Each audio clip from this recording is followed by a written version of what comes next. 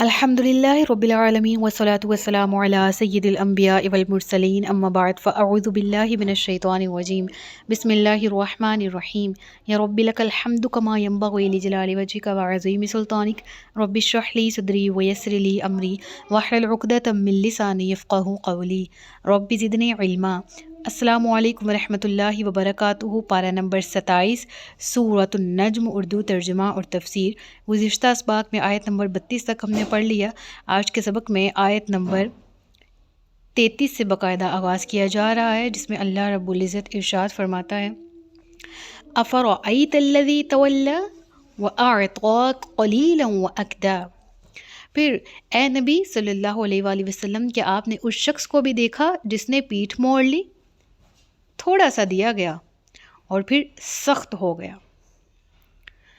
عام مفسرین کی رائے یہ جو شخص ہے اس سے مراد وہ لیتے ہیں کہ یہ ولید بن مغیرہ کا ذکر ہے یہاں پر۔ یہ حضرت خالد بن ولید کا والد تھا اور کفر کی حالت میں ہی اس کی موت واقع ہوئی تھی، اور سورۃ المدثر میں اس کو جو عذاب جہنم اور جس کا یہ مستحق ہے اور اپنی جو بدبختی ہے جو اس پر غالب آئی اور اپنی ضد اور شقاوت ہے جس کی وجہ سے یہ حق قبول کرنے سے محروم رہا، اس کا ذکر ہمیں سورۃ المدثر کی آیات میں ملے گا۔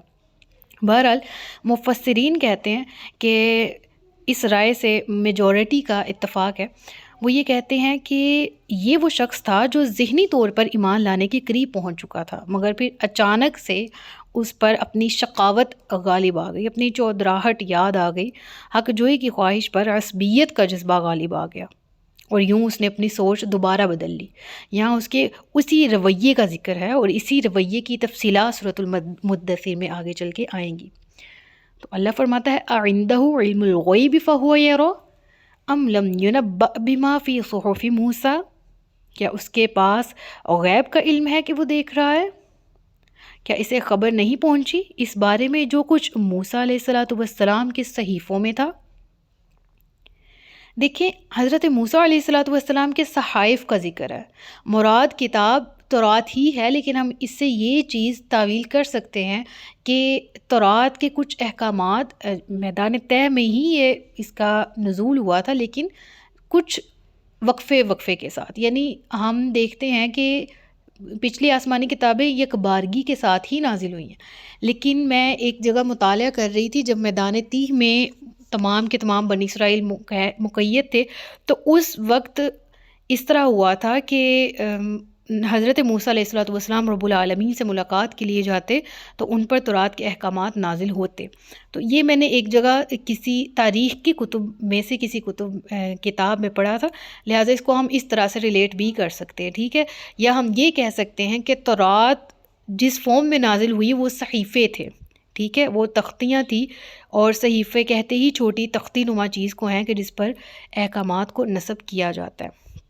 اور حضرت ابراہیم علیہ السلام کے صحیفوں کا بھی ذکر آگے چل کے 30ویں پارے کی صورتوں میں بھی آتا ہے، تو اس سے مراد یہ ہے کہ ان پر بھی احکامات نازل ہوئے تھے اور ان پر بھی ایک باقاعدہ شریعت نازل ہوئی تھی، ہاں ایک کتاب کی صورت میں نہیں بلکہ صحائف کی۔ وَإِبْرَاهِيمَ الَّذِي وَفَّى، اور ابراہیم کے صحیفوں میں تھا جس نے وفاداری کی انتہا کر دی۔ یعنی یہاں پر ذکر ہے کہ کیا ان کے پاس یہ جو اپنے عقائد گڑے ہوئے ہیں، کیا ان کے پاس اس پر کوئی قوی دلیل موجود ہے؟ کیا ان کے پاس علم غیب ہے جو ان کو یہ کہتا ہے کہ یہ حق پر ہیں، یا اس سے پہلے کوئی کتاب نازل ہو چکی؟ اب یہاں حضرت موسیٰ ہی کا ذکر کیوں ہے؟ دیکھیں، اہل عرب جو سب سے زیادہ قریب تھے وہ کس کے تھے؟ یہود کے قبیلے ارد گرد کے انواع میں مدینہ میں آباد تھے، یعنی کہ ان کا اگر آسمانی کتابوں سے ہاو نو تھا تو وہ یہود کی وجہ سے تھا، اور حضرت موسیٰ علیہ السلام کے ماننے والے تھے یہود، ٹھیک ہے؟ اور دوسری طرف یہ حضرت ابراہیم کا ذکر کیوں؟ کیونکہ اہل عرب جو ہیں وہ خاندانی اعتبار سے کس طرح تھے؟ نسبی اعتبار سے اگر جوڑا جائے خطہ عرب کو تو وہ بھی بلونگ حضرت ابراہیم علیہ السلام سے کرتا تھا، اور جغرافیائی اعتبار سے بھی، ٹھیک ہے؟ اور اس چیز کو ہم اہمیتاً جانتے ہیں، ٹھیک ہے؟ کہ اگر ہم تاریخی اعتبار سے قرآن کریم کے اندر تاریخ دیکھیں تو ہمیں یہ چیز واضح ہوتی ہے کہ بیت اللہ کی تعمیر ہی جناب ابراہیم نے کی۔ حضرت اسماعیل کو جزیرہ نمائے عرب میں چھوڑا، جس خشک خطے میں چھوڑا، وہ عرب ہی تھا، وہ کعبہ کی سرزمین، وہ مکہ کی وادی تھی. تو اس وجہ سے یہاں پر ان کا خاص طور پر ذکر کیا گیا. تو ذکر ہوتا ہے کہ کیا انہوں نے جو دلیل پکڑی ہے، یعنی جو انہوں نے ایک باطل عقیدہ گڑھا ہے، کیا اس کی کوئی دلیل بھی ہے ان کے پاس؟ کیا ان کے پاس علم غیب آیا جس کے تھرو یہ دیکھ رہے ہیں؟ ٹھیک ہے، یا ہوا ضمیر ہے تو پھر خاص طور پر جس طرح مفسرین نے کہا کہ ولید بن مغیرہ، لیکن عموم کا اعتبار کریں تو مشرکین ہی مراد ہے. پھر ابراہیم کے صحیفوں کا ذکر ہوا، حضرت موسیٰ علیہ الصلاۃ والسلام ان کے صحائف کا. اور پھر اس کے بعد ذکر ہوتا ہے کہ اللہ تذر وازرۃ وزر اخری، کہ نہیں اٹھائے گی کوئی جان کسی دوسری جان کے بوجھ کو، یعنی قیامت کے دن ہر شخص اپنی ذمہ داریوں کے لیے خود جواب دہ ہوگا، وہاں کوئی کسی کی مدد کو نہیں آئے گا. جیسا کہ سورہ مریم میں بھی یہ ذکر ہمیں ملتا ہے، وَكُلُّهُمْ آتِيهِ يَوْمَ الْقِيَامَةِ فَرْدًا، کہ اس دن ہر شخص اکیلا حاضر ہوگا، ماں باپ، اولاد، عزیز و اقارب میں سے کوئی اس کے ساتھ نہیں ہوگا. اب یہاں پر جو آیت نمبر 39 میں ذکر ہے نا، یاد رہے کہ اس سے ملتی جلتی آیت تھی، یعنی مفہوم میں خاصا ڈفرنس ہے، لیکن ہم نے اس پر ڈیٹیل میں گفتگو کی تھی. کیا کہ ام للانسان ما تمنا فللہ الآخرۃ والأولی. قرآن کریم میں ذکر ہوا کیا انسان کے لیے وہی کچھ ہے جس کی اس نے تمنا کی، کیا وہ سب پا لیتا ہے؟ یقیناً ایسا ناممکن ہے. لیکن انہی آیات کے بعد، چند آیات گزرنے کے بعد، ایک آیت ہمارے سامنے آئی جس نے ہمیں ہوپ، جس نے ہمیں امید، جس نے ہمیں جستجو کی نئی کرن دکھائی. یعنی کسی چیز کو حاصل کرنے کی خواہش کرنے سے وہ چیز نہیں مل جاتی، لیکن اس کے لیے کوشش کرنے سے وہ چیز مل جاتی ہے. اور اس کا ثبوت یہ آیت ہے، وَأَن لَيْسَ لِلْإِنسَانِ إِلَّا مَا سَعَىٰ، اور یہ کہ انسان کے لیے وہی کچھ ہے جس کی اس نے سعی. دیکھیں سعی، سعی مطلب ایسی محنت جس میں انسان انتہا کر دے. ٹھیک ہے، یہاں کوشش کے معنی ہلکے ہوں گے، انسان کے لیے وہی کچھ ہے جس کی اس نے سعی کی. ٹھیک ہے، یہ معنی مراد لیے جائیں گے، یعنی جو کچھ کرنا ہوگا اپنی محنت اور کوشش کے بل کرنا ہوگا، صرف خواہشوں اور تمناؤں سے کچھ نہیں ہو جائے گا. یہ آیت نمبر 24 میں سوال ہوا تھا کہ انسان کو وہی کچھ ملے گا جس کی وہ تمنا کرے گا، اور اب یہاں اس سوال کا جواب دیا جا رہا ہے کہ صرف تمنا نہیں بلکہ اس کے لیے تم کوشش کرو.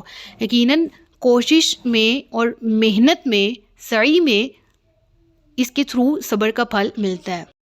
وَأَنَّ سَعْيَهُ سَوْفَ يُرَىٰ، اور یہ کہ اس کی سعی عنقریب اسے دکھا دی جائے گی. یعنی کیا مراد ہے کہ جس چیز کے لیے انسان محنت کرتا ہے اس کو اس کا ثمر مل جاتا ہے، اس کا پھل اس کو عطا کر دیا جاتا ہے، اور اس کے ثمر میں ذرہ برابر بھی کمی بیشی نہیں ہوتی. دنیاوی اعتبار سے بھی اگر ہم کسی نعمت کو حاصل کرنے کی کوشش کر رہے ہیں، اور بالکل اسی طرح سے آخرت کو بہتر بنانے کے لیے زندگی میں ہر دن ہم جو نیو سٹیپس اٹھاتے ہیں اپنی زندگی میں، تو ان تمام سٹیپس کو اللہ تبارک و تعالیٰ فرماتا ہے کہ میں تمہارے لیے فلاح جو دنیا اور آخرت کی ہے اس میں ان سٹیپس کو، یعنی ان کے ثمرات میں بدل دوں گا. اور پھر اللہ انہی ثمرات کا ذکر کرتے ہوئے فرماتا ہے ثم یجزاہ الجزاء الاوفیٰ، پھر اس کو اس کا پورا پورا بدلہ دیا جائے گا. وَأَنَّ إِلَىٰ رَبِّكَ الْمُنتَهَىٰ، اور یہ کہ بالآخر تمہارا پہنچنا تو رب ہی کی طرف ہے، تمہارے رب ہی کی طرف ہے. اور اللہ تبارک و تعالیٰ کی یہاں پر صفت بیان کی جا رہی ہے إِنَّهُ هُوَ أَضْحَكَ وَأَبْكَىٰ، اور یہ کہ وہی ہے جو ہنساتا بھی ہے اور رلاتا بھی ہے. یعنی اچھے برے حالات، خوشی، غم، تکلیف، بیماری، سب کچھ اللہ کی طرف سے ہے. تو جب ہم اس کنڈیشن میں ہوتے ہیں نا ہنسنے والی، تو ہم ایسی کہہ لیں کہ قوم بن چکے ہیں، بحیثیت انسان اس قدر کہتے ہیں پستی کا شکار ہو چکے ہیں ہم کہ ہنسی والی کنڈیشن میں بھی رب کو بھولے ہوئے ہیں. ٹھیک ہے، اور تکلیف میں بھی. میں ابھی پیلسٹائن کے لوگوں کی ویڈیوز دیکھ رہی تھی، اور واللہ میں کسی بھی ویڈیو کو دیکھتی تو ذہن میں یہ آتا تھا کہ ان کی ماؤں نے کیا کھا کے ان کو جنم دیا ہے کہ چھوٹے سے چھوٹا بچہ اور بڑے سے بڑا فرد سامنے لاشوں کے ڈھیر لگے ہوئے ہیں، شہداء کی ڈیڈ باڈیز پڑی ہوئی ہیں، اور ایسی ایسی بری کنڈیشن میں ان کی لاشوں کو کیا گیا ہے کہ میں بھی کل پرسوں کی بات ہے دیکھ رہی تھی کہ کسی ہیوی بھاری بھرکم گاڑی کے نیچے پیلسٹائن کے جو لوگ ہیں ان کو دیا جا رہا تھا، اور ان کی جو جسم ہے ان کا کچھ نہیں بچ رہا تھا، ان کے کپڑوں کو، زمین پہ پڑے ہوئے کپڑوں سے اندازہ ہو رہا تھا کہ اس جگہ پر اس شہید کا سر تھا اور اس جگہ پر پاؤں تھے. اس کے لیٹنے کے انداز میں جو کہ اس کے جسم کے حصے کا گوشت پڑا تھا اس ڈیڈ باڈی کے، اس سے اندازہ ہو پا رہا تھا کہ یہاں کوئی انسان جو ہے وہ جام شہادت اس نے نوش کیا. دیکھنا آسان نہیں تھا، سوچنا آسان نہیں ہے، لیکن وہ لوگ اس سے گزر رہے ہیں اور وہ لوگ شہادتوں کو گلے لگا رہے ہیں ویلکمنگ وے میں، اور الحمدللہ کی صدائیں ان کے دلوں سے نکلتی ہیں اور پورے اس علاقے میں گونجتی ہیں. اور یہ وہی صدائیں ہیں جو پوری دنیا کے لوگ حیران ہیں. دے آر کنورٹنگ ٹورڈز اسلام. بہت سے ایسے لوگ ہیں جو یہود ہیں، جو کرسچن ہیں، جو کہ کسی کتاب پر ایمان نہیں لاتے، جو کسی خدا کو نہیں مانتے تھے، لیکن ان کا ایمان دیکھتے ہوئے، ان کی ثابت قدمی دیکھتے ہوئے وہ اسلام قبول کر رہے ہیں. تو کہنے کا مقصد یہ ہے کہ جتنی بری کنڈیشن سے کرنٹلی وہ گزر رہے ہیں ایسی میری آنکھوں نے نہیں دیکھی، لیکن جتنا صبر اور شکر میں نے کسی شخص کا دیکھا ہے وہ یہی فلسطینی لوگ ہیں کہ ان سے زیادہ صابر شاکر میں نے اپنی زندگی میں اپنی آنکھوں سے نہیں دیکھا. ان کا بچہ جو ہے وہ اللہ تبارک و تعالیٰ کی حمد و ثنا میں مشغول ہے. ایک ویڈیو دیکھ رہی تھی جس میں ایک بچی جو ہے وہ اس سے پوچھا جا رہا ہوتا ہے، وہ قرآن پڑھ رہی ہوتی ہے، کویشچننگ کی جاتی ہے کہ آپ قرآن کب پڑھتے ہیں. وہ بچی تقریباً 7 سے 8 سال کی، اور وہ کہہ رہی جب بھی میں انزائٹی کا شکار ہوں میں پورے دن میں اپنا دیگر بھی پڑھتی ہوں، یعنی اسکول کا بھی پڑھتی ہوں، اپنا دیگر کام بھی کرتی ہوں چھوٹے چھوٹے، اس کے بعد میں قرآن پڑھتی ہوں. اور پھر اس نے قرآن کریم کی آیات کو ایگزیکٹ پروناؤنس یعنی ریسائٹ کیا، اور ریسائٹ کرنے کے بعد ان کا مطلب سمجھایا کہ اللہ تعالیٰ قرآن میں ہمیں یہ کہہ رہا ہے، ٹھیک ہے. اور اللہ تبارک و تعالیٰ قرآن میں کہتا ہے کہ میں تمہارے لیے کافی ہوں، میں تمہارا کافی کارساز ہوں. تو اس کی باتیں سن کے میری آنکھوں میں آنسو آ رہے تھے کہ یہ لوگ ہمیں صبر کرنا سکھا رہے ہیں، اللہ کی رضا میں راضی رہنا سکھا رہے ہیں، جنت کا کیسے مالک بنا جاتا ہے، بڑے دل والا کیسے بنا جاتا ہے، مشکل حالات میں کس طرح سے سروائیو کیا جاتا ہے، یہ لوگ ہمیں سکھا رہے ہیں. شکر کسے کہتے ہیں، عاجزی کسے کہتے ہیں، اللہ سے محبت کسے کہتے ہیں، دین کے لیے قربانی کسے کہتے ہیں. تو وہ ایسا خطہ ہے، اللہ تبارک و تعالیٰ فرماتا ہے نا کہ بارکنا حولہ، وہ ایسا خطہ ہے کہ جس کے ارد گرد ہم نے برکت رکھ دی.